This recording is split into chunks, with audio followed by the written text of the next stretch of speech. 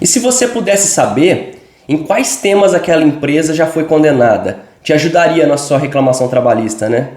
E se você pudesse saber ainda quais as provas que foram utilizadas para que ela fosse condenada, seria ainda melhor. Então hoje eu vou te ensinar como consultar na prática os processos que uma empresa tem através do CNPJ dela e como utilizar isso como prova no seu processo.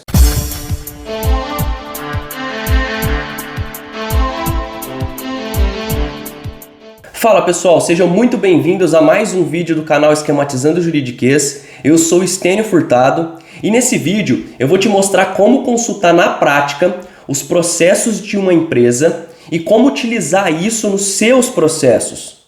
Eu te garanto, se você ficar até o final desse vídeo, você vai estar na frente de pelo menos 80% dos advogados e isso é algo que não é comumente ensinado nas universidades. Então, para isso, eu vou precisar ir lá para o meu computador. Vamos lá. Bom, agora eu estou aqui no TRT15, que é o TRT onde eu atuo, e a gente vai gerar a consulta. Serviços, certidões. Ah, Estênio, mas eu já sei gerar essa certidão.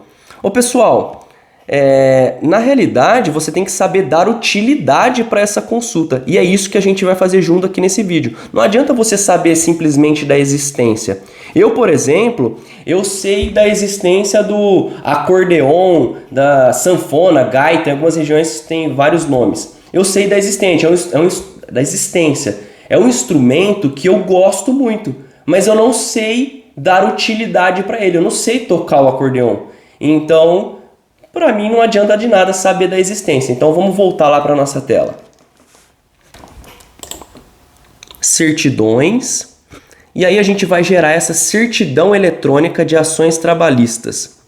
Essa certidão, eu sei que ela está disponível na maior parte dos tribunais. Os 24 tribunais que a gente tem, ela tem essa consulta em praticamente todos eles. Eu sei que algum não vai ter, mas em praticamente todos tem.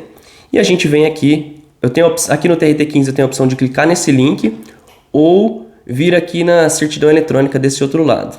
Enfim, tanto faz, ele vem para essa tela e ele gera aqui o local ele habilita aqui o local para você fazer a consulta. Eu já tenho aqui um CNPJ previamente selecionado, que é um CNPJ de uma empresa grande.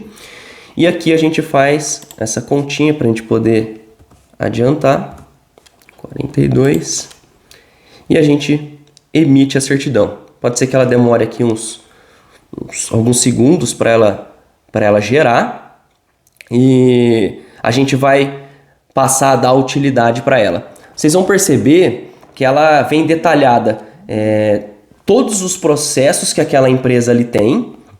E também você vai ser detalhado por cidade e por vara. Olha o nível de detalhe disso. Então, com base naqueles processos ali, ele gerou aqui a certidão. Vamos ver essa consulta. Ó, tem várias que eu já gerei ali, né? Bom, aqui ele gerou a certidão de uma empresa grande, enfim. Olha a quantidade de processos que tem essa empresa. Nós vamos pegar um processo aqui para começar a dar utilidade e vamos consultar ele na prática, tá, pessoal? Vamos pegar um processo aleatório. Eu vou entrar aqui no PJE da minha região.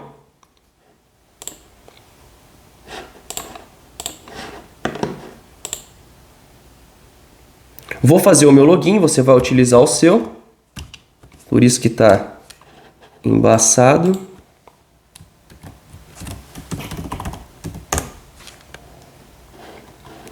Aquele processo que a gente consultou lá na certidão, pessoal, vamos dar mais um nível de detalhe para ele. Nós vamos ver as peças processuais que tem dentro desse processo. Você já pensou? Então, o primeiro nível do nosso filtro, quais os processos aquela empresa tem?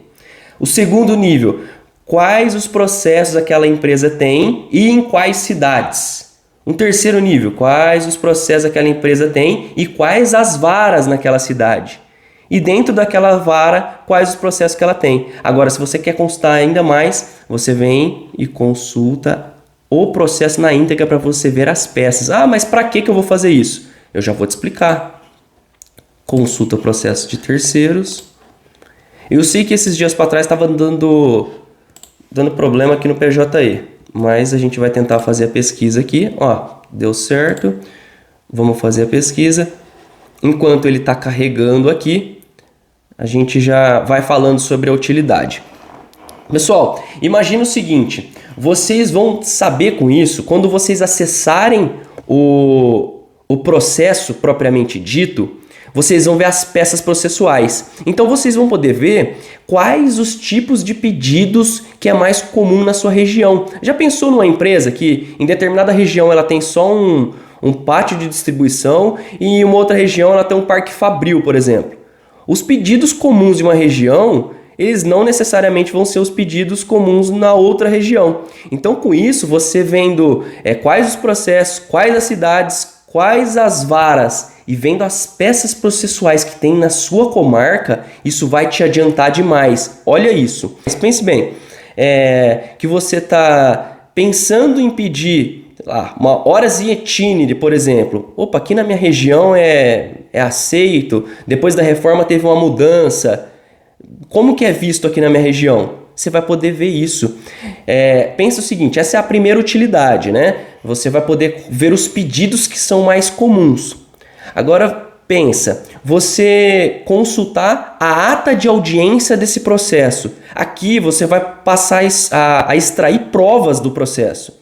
Então vamos pensar num caso que o preposto falou alguma caca lá numa audiência de um processo que você está consultando e ele confessou alguma coisa. Então, sei lá, o juiz indagou ele com relação a qual era o horário que entrava o reclamante naquele processo. Entrava às 7, saía que hora? Saía às 19. De que dia? Segunda a sábado. Opa, tem hora extra aqui. Então, nossa, deu erro aqui na nossa consulta, mas isso não vai atrapalhar a utilidade que a gente vai falar aqui. O importante é a gente saber como a gente consulta a certidão e a gente vai tratando aqui das utilidades. Então, vamos voltar aqui então, vocês podem voltar aqui para mim. E nesse caso, a gente passou a extrair provas. Então, o preposto em um outro processo da mesma empresa falou que os atendentes fazem horas extras. Ele confessou. O que você vai fazer? Você vai extrair a ata daquele processo, vai juntar no seu e falar, excelência, eu estou pedindo horas extras aqui no meu e veja bem, a reclamada ela já confessou isso em outro processo. Então está aqui a prova emprestada que eu quero utilizar. Você vai levar para o juiz, para que o juiz aprecie isso. Você vai olhar também o depoimento das testemunhas que constaram ali na ata de audiência. Então vamos supor que a testemunha era um atendente, o seu cliente é um atendente, o reclamante daquele outro processo era um atendente. Aí a testemunha vai lá e me diz assim, todos os atendentes faziam horas extras, todos os atendentes entravam às 7 e saíam às 19. Opa, vou levar para o meu processo. Essa é uma segunda utilidade que você pode dar para o seu caso. Você pode ainda ver se aquela empresa tem ânimos para fazer a composição amigável, se aquela empresa tem o hábito de fazer acordo.